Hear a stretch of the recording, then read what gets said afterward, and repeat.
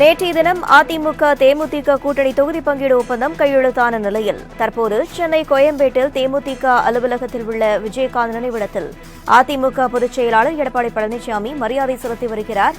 மேலும் இது குறித்தான கூடுதல் விவரங்களை செய்தியாளர் லாவண்யா வழங்க கேட்கலாம்.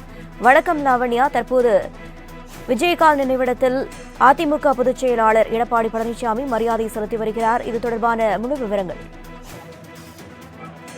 வணக்கம். சென்னை கோயம்பேட்டில் உள்ள தேசிய முற்போக்கு திராவிட கழகத்தின் தலைமை அலுவலகத்தில் இன்று வேட்பாளர் அறிவிப்பானது நடைபெற இருக்கிறது. அந்த வேட்பாளர் அறிவிப்பை தேசிய முற்போக்கு திராவிட கழகத்தினுடைய பொதுச் செயலாளர் பிரேமலதா விஜயகாந்த் அறிவிக்க இருக்கிறார்.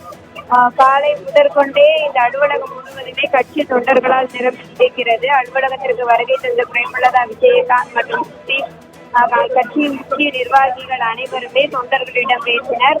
அதாவது பாக்குவத்துல மாத்தியாச்சு, டேட்டு மட்டும் இன்னும் குறிக்க வேண்டும், அந்த நாள் எந்த நாள் என்று அதிகாரப்பூர்வமாக அறிவிப்பேன் என்ற ஒரு புதிரையும் மறைமுகமாக பிரேமலதா விஜயகாந்த் தொண்டர்களிடம் கூறினார். அதன் பிறகானது அதிமுக மற்றும் தேமுதிகவினுடைய கூட்டணி உறுதிப்படுத்தப்பட்ட ஒரு நிலையிலே தேமுதிகவினுடைய தலைமை அலுவலகத்திற்கு அதிமுகவின் சார்பாக எடப்பாடி பழனிசாமி முக்கிய அமைச்சர்கள், அதுவும் குறிப்பாக தேர்தல் குழுவில் இருக்கக்கூடிய முக்கிய நிர்வாகிகள் அனைவரும் இந்த அலுவலகத்திற்கு வருகை தந்திருக்கின்றனர். முன்னதாக தேமுதிக அலுவலகத்தினுடைய முகப்பு வாயிலில் இருக்கக்கூடிய விஜயகாந்த் அவர்களின் சமாதிக்கு மரியாதை செலுத்திய எடப்பாடி பழனிசாமி தற்பொழுது தேசிய முற்போக்கு திராவிட கழகத்தின் அலுவலகத்திற்குள் வந்திருக்கிறார்.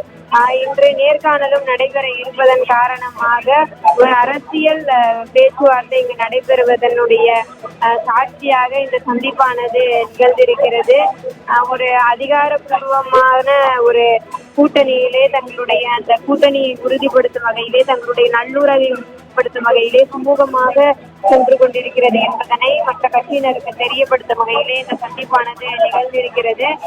எடப்பாடி பழனிசாமி வருகையால் தொண்டர்களும் மகிழ்ச்சியுடன் இருக்கிறார்கள். இதன் பிறகானது வேட்பாளர் அறிவிப்பானது நிகழ இருக்கிறது. மேலும் நாடாளுமன்ற தேர்தலை எவ்வாறு சந்திப்பது, தாங்கள் களம் காணக்கூடிய பகுதிகளில் வெற்றிவாகை போன்ற முக்கிய முடிவுகளை பற்றி கொண்டது ஆலோசிக்க இருக்கிறார்கள். விவரங்களுக்கு நன்றி லாவண்யா.